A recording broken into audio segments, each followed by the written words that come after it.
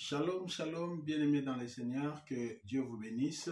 Je suis votre humble serviteur, le pasteur Pati Mayola Mvwama, le pasteur de l'église Merci, en sigle, qui veut dire Mission évangélique, les restaurés de Christ incorruptibles. Je suis venu pour partager avec vous une pensée par la grâce de Dieu sur la vie de Job. Bien-aimés, nous voulons tirer quelque chose dans le nom puissant de Jésus-Christ. Nous allons lire la Bible dans le livre de Job, le chapitre 42 et au 5e verset. Là, la Bible dit ceci: « Mon oreille avait entendu parler de toi, mais maintenant mon œil t'a vu. » Ça, c'est la parole de Job. Et c'est une parole que beaucoup de chrétiens, beaucoup d'enfants de Dieu connaissent. Et c'est une très très bonne parole, mais nous voulons comprendre quelque chose, bien-aimés dans les Seigneurs. Job a dit: « Mon oreille avait entendu parler de toi, mais maintenant mon œil t'a vu. » Mais chose étonnante, jusque-là, la Bible ne nous montre pas que Job a été déjà restauré dans sa vie, dans sa deuxième vie ou dans sa richesse. Alors, si nous descendons dans le verset 10, c'est là que la Bible dit que Dieu avait rétabli Job dans sa première richesse et voire même le double de ce qu'il avait perdu. Bien aimé dans les Seigneurs, il y a vraiment des secrets que la Bible nous montre, que nous voulons essayer de voir ensemble. Gloire soit rendue à Dieu.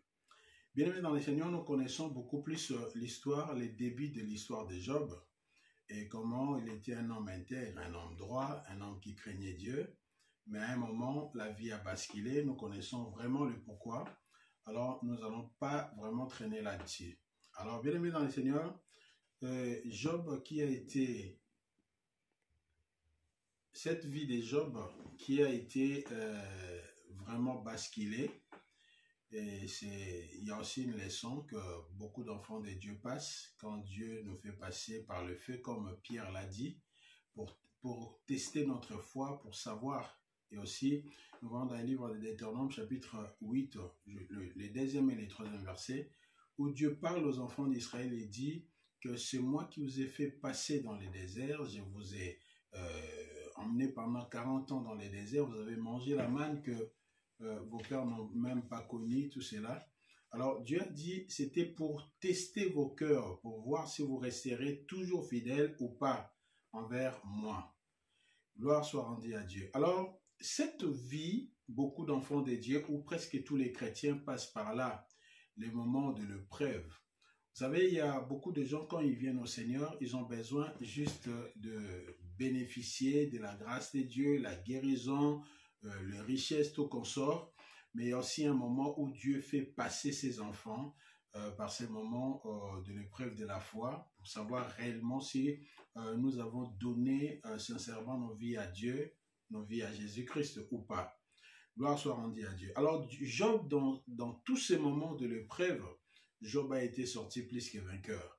Mais vers la fin de ces épreuves, avant même la fin de ces épreuves, je voulais dire, Job avait en lui la foi, croyant que Dieu est capable de restaurer sa vie, la vie qu'il a perdue. Et je vais dire à un enfant de Dieu aujourd'hui, quel que soit les moments où tu passes ta vie, les moments un peu difficiles, les moments où vraiment tu te poses tant de questions parce que la vie ne marche pas comme il faut savoir, il faut avoir cette foi que Job avait. Job avait dit, je sais que mon Rédempteur est vivant et il se lèvera les derniers. Et il a dit, mes yeux le verront, pas les yeux d'un autre, mais mes yeux les verront. Étant enfant de Dieu, quels que soient les moments difficiles que nous sommes en train de passer, nous devons croire que le Dieu qui nous fait passer par là, c'est un Dieu fidèle. C'est un Dieu qui n'abandonne jamais. C'est un Dieu qui commence une chose et il l'achève. Bien-aimés dans les Seigneurs, le Dieu qui a commencé avec nous ce parcours, bien-aimés dans les Seigneurs, il est le même Dieu qui va terminer cela avec nous. Alors, bien-aimés dans les Seigneurs, entamons vraiment le verset 42 où Job dit, « Mon oreille avait entendu parler de toi, mais maintenant mon œil t'a vu. » Il est vrai que Dieu nous fait passer par des moments, mais aussi il est vrai que le deux moments de Job, ou les deux moments que Job est en train de parler, est très important. D'abord, mon oreille qui avait entendu parler de toi, l'oreille de Job. Bien-aimés dans le Seigneur, il y a beaucoup d'enfants de Dieu, où nous tous étant enfants de Dieu, nous avons écouté de la part de Dieu, ou par une prédication, par une exhortation, et nous écoutons toujours parler de Dieu. Et grâce à cela, nous avons fondé notre foi en Jésus-Christ notre Seigneur. Nous avons fondé notre foi en Jésus-Christ notre Maître. Mais j'aime beaucoup plus aussi la deuxième partie de ce que je viens de dire. Mon oreille avait entendu, ça c'est la première partie, mais maintenant mon œil t'a vu, ça c'est la deuxième partie. Alors toutes les deux parties sont bien, mais je pense que la deuxième partie c'est beaucoup plus fort. Pourquoi? Parce que là je trouve que la personne a vraiment confiance en Dieu, a vraiment confiance au Seigneur Jésus-Christ. Et bien aimé dans le Seigneur, je voulais dire à un chrétien, je voulais dire à un bien-aimé qui nous écoute, ne restez pas seulement dans la première étape, mais il faut passer aussi dans la deuxième étape. La première étape que j'intitule, ou j'appelle l'étape d'écouter. Quand nous restons dans cette étape d'écouter, c'est un peu compliqué. Et nous voyons beaucoup de gens dans la Bible. Nous voyons par exemple quelqu'un que Jésus-Christ a beaucoup loué, c'était la personne de Jean-Baptiste. Il a dit, parmi tous ceux qui sont nés des femmes, il n'y a personne qui est semblable à Jean-Baptiste. C'est-à-dire c'est un homme extraordinaire, un homme grand. Mais comme Jean avait écouté ce qu'il dit aux gens, il dit, ce qu'il dit aux personnes qui étaient là, il a dit, je ne les connaissais pas, mais Dieu m'a parlé de lui. Là, il parle de Christ. Mais écoutez, les jours où il était dans la prison, dans la souffrance, dans le moment de l'épreuve, comme je venais de le dire auparavant, ou tout au début, quand les moments de l'épreuve sont venus, alors Jean-Baptiste envoie 2 de ses disciples pour aller demander à Jésus, est-ce que c'est bien toi ou devons-nous attendre une autre personne? Là, quand la personne est dans l'étape juste d'écouter. Parlant de l'armée d'Israël, dans 1 Samuel chapitre 17, la Bible dit, toute l'armée de Dieu était là, c'est-à-dire les soldats d'Israël, avec Saül leur chef. Puisqu'ils n'avaient pas de l'expérience avec Dieu personnellement, alors bien aimés dans les seigneurs, ces gens-là, pendant que Goliath lançait les défis, ils étaient là, bouche bée, ils avaient la peur. Pourquoi? Ils ont entendu parler du Dieu d'Israël, mais ils n'avaient pas vraiment l'expérience avec ces dieux-là. Alors quand David est venu, l'homme qui avait l'expérience avec Dieu, alors David s'est comporté autrement. Il a dit, moi je tuerai Goliath. Pourquoi? Il a dit, parce que quand j'étais dans les champs, en train de paître les troupeaux de mon père, un jour, il y avait l'ours qui est venu, il a pris une brebis. Je suis parti après l'ours, j'ai arraché les brebis et quand l'ours est tourné vers moi, je l'ai frappé, je l'ai tué. C'était pareil avec les lions aussi. Alors, le Dieu qui m'a donné la victoire sur l'ours et sur les lions, me donnera aussi la victoire sur ces Philistins, sur cet incirconcis. Et David avait combattu les Philistins et il était sorti vainqueur. Pendant que les gens qui avaient juste écouté, qui n'avaient pas d'expérience avec Dieu, donc ils étaient restés dans la première étape de leur relation avec Dieu, mais pas dans la deuxième étape, ils avaient eu peur, mais David qui avait vécu toutes ces 2 étapes, il a affronté Goliath et il était sorti plus que vainqueur. Je vais exhorter quelqu'un aujourd'hui, peut-être tu as entendu parler de Jésus, peut-être tu as entendu parler de Dieu, c'est un Dieu tout puissant, tout consort. Et bien aimé dans les Seigneurs, tu as besoin aussi d'expérimenter ces dieux merveilleux, expérimenter sa grâce, sa puissance, expérimenter son pouvoir. Job dira dans ces Job-là, les chapitres 42 au premier verset, il a dit, « Je sais que tu peux tout et rien ne s'oppose à tes pensées. » Dieu que nous prions, le Dieu merveilleux, peut tout et rien ne s'oppose à ses pensées. Alors, il y a des étapes à franchir pour arriver dans la deuxième étape, bien aimé dans les Seigneurs. La première étape, oui, nous écoutons Dieu. C'est notre Père, c'est notre Roi, mais ne restons pas là. C'est un Dieu tout-puissant, un Dieu qui guérit de la maladie, un Dieu qui bénit, un Dieu qui fait de merveilles. Mais ne restons pas là. Nous avons besoin de continuer avec lui et enfin d'expérimenter sa main puissante dans nos vies. J'aime beaucoup Gédéon quand Dieu lui a appelé vaillant héros. le Seigneur est avec toi, il dit, mais si le Seigneur est avec moi, où sont tous ceux miracles que nos pères nous ont racontés quand ils ont dit que Dieu a fait ceci ou cela? Parce que Gédéon lui-même voulait aussi vivre cette étape. Alors bien aimé, la deuxième étape, pour aller jusqu'à la deuxième étape, les lignes à franchir, c'est d'abord, il faut, après avoir écouté, il faut aussi chercher toi-même, avoir ces désirs ardents de vivre à la main puissante de Dieu dans ta vie. Dieu se manifeste quand on les cherche. Dieu se manifeste quand on a ces désirs-là de vivre sa main puissante dans nos vies. C'est par là que Dieu se manifeste dans la vie d'une personne. Alors pour la vie de Job, Dieu lui a demandé encore une chose. Avant de voir sa main puissante, Dieu lui demande, il lui dit, Job, tu dois prier pour tes frères, tu dois prier pour tes amis.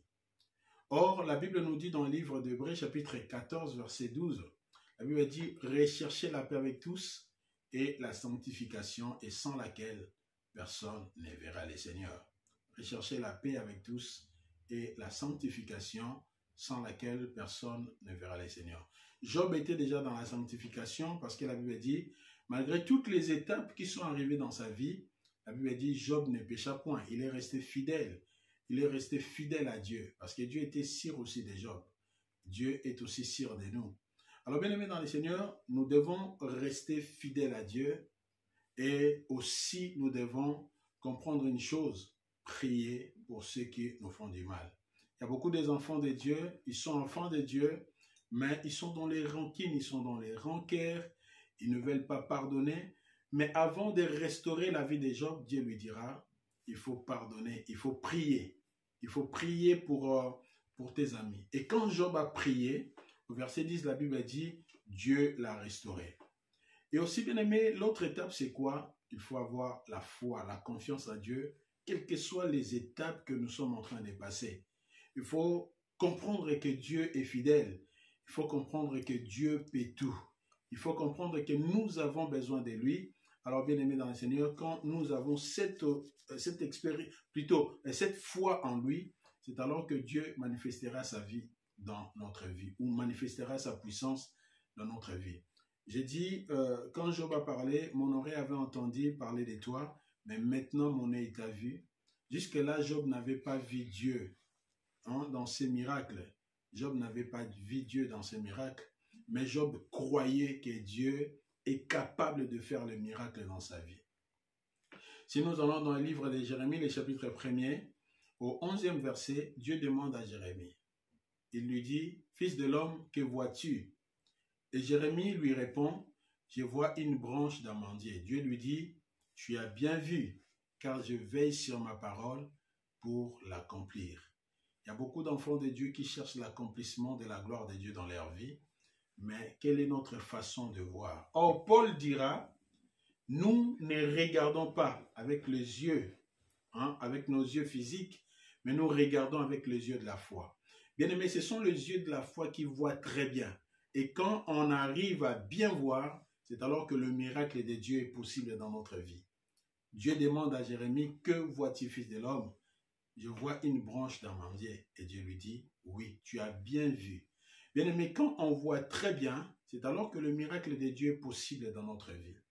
Il y a beaucoup de gens, beaucoup d'enfants de Dieu qui ne regardent pas aux promesses que Dieu leur a faites. Dieu leur a faites, mais qui regardent beaucoup plus dans les réalités. Quand nous regardons dans les réalités, on ne s'en sortira pas. Là, on ne voit pas bien. Mais nous devons regarder avec les yeux de la foi. Qu'est-ce que Dieu dit que nous sommes? Qu'est-ce que Dieu dit que tu es? C'est là qu'il faut regarder. Job, comme il avait confiance en Dieu, alors il dit, mon oreille avait entendu, mais maintenant mon œil t'a vu. Mais il n'avait pas encore vu la gloire de Dieu. Comment tu vois ta vie? Quand tu te vois pauvre, Dieu ne peut rien faire. Quand tu te vois malheureux, Dieu ne fera pas de miracle. Dieu veut que tu arrives à bien voir. Et quand tu arrives à bien voir, c'est alors que là, il y aura le miracle de Dieu dans ta vie. Certainement le miracle de Dieu dans ta vie. Il y a beaucoup de gens qui prient, il y a beaucoup de gens qui passent des moments devant la présence de Dieu, mais après avoir prié, ils ne croient pas, ils ne voient pas bien. Et après avoir prié, ils regardent encore dans leur vie passée ou dans leur vie présente. C'est-à-dire les difficultés et tout ce qu'ils passent, tout consort. Alors là, Dieu ne manifeste pas sa gloire. Dans les livres de Marc, je pense, les chapitres 9, vous savez, la Bible nous parle d'un enfant qui était tourmenté par un esprit impur. Alors, le père de cet enfant est venu vers Jésus, mais Jésus n'était pas là. Il a vu les disciples. Alors, après avoir vu les disciples ont prié pour cet enfant, mais rien n'a changé. Alors, quand Christ est venu, écoutez ce que le père de cet enfant dit. Christ a demandé, qu'est-ce qui se passe? Et le père dit, j'ai emmené mon enfant, mon fils, parce qu'il y a un esprit qui les tourmente, qui les jette parfois dans l'eau, parfois dans le feu pour chercher à les tuer. Alors je l'ai emmené à tes disciples, ils ont prié, mais rien n'a changé. Écoutez ce que ce père dit à Jésus. Si toi tu peux faire quelque chose, viens à notre secours. Jésus lui dit, tu me dis, si je peux faire, tout est possible à celui qui croit. Autrement, la croyance, c'est bien voir, voir autrement, voir au-delà de ce que tu passes, au-delà de tes réalités, voir ce que Dieu te dit, voir la vérité de ce que Dieu te communique. Alors, ce papa était sage, il a dit, Seigneur, je crois, viens au secours de mon incrédulité. D'abord, il a traité son incrédulité, il a crié au Seigneur, il a crié au miracle que le Seigneur pouvait apporter à son enfant, et c'est alors qu'il y avait le miracle. Bien-aimé dans le Seigneur, Job a dit, mon oreille avait entendu, mais maintenant je suis sûr que mon œil t'a vu. Alors bien-aimé dans le Seigneur, quand Job a crié à cela, il a vu avec le bon yeux, les yeux de la foi, c'est alors que Dieu avait étendu sa main, et la Bible dit que la vie de Job avait été restaurée. Dieu est capable de guérir. Dieu est capable de restaurer. Dieu est capable de faire des miracles. Le livre de 1 Samuel chapitre 2, là, Anne est en train de dire, il est celui qui élève et celui qui abaisse. Si nous voyons que notre Dieu, le Dieu que nous prions, le Dieu en qui nous mettons notre foi, est capable de tout faire, et si nous voyons bien des choses, alors Dieu va changer, parce qu'il est capable de changer notre vie. Dieu va changer quelque chose dans notre vie. Dieu n'est pas incapable. Il n'est pas incapable. Il est capable de tout faire. Comme Job l'a dit, je sais que tu peux tout et rien ne s'oppose à tes pensées. Bien-aimé, pour terminer, je vais te dire une chose. Dieu est capable de tout faire dans ta vie. Dieu est capable de changer quelque chose dans ta vie. Dieu est capable de te guérir de cette maladie. Dieu est capable de te faire sortir de cette misère. Dieu est capable de faire un miracle dans ta vie. Je ne sais pas quel est ton problème, mais n'oublie pas, la première des choses, tu dois marcher dans l'intégrité, lui faire confiance parce que Dieu est saint, marcher dans la sainteté. La deuxième des choses, bien-aimé dans le Seigneur, tu dois pardonner, tu dois accepter de pardonner tous ceux qui t'ont fait du mal, afin que Dieu puisse restaurer ta vie. La troisième des choses, tu dois bien voir. Tu dois bien voir que Dieu est puissant, voir que Dieu est capable. Et la quatrième des choses, quand tu verras tout cela, bien-aimé dans le Seigneur, Dieu te fera passer dans l'autre étape, de commencer à acquérir des expériences avec lui. Alors, quand nous avons les expériences avec Dieu, alors notre foi devient au top. Parce que les moments difficiles, quand ils passeront, nous dirons comme David, Dieu qui m'a donné la victoire devant l'ours, devant les lions, me donnera aussi la victoire devant ces Philistins.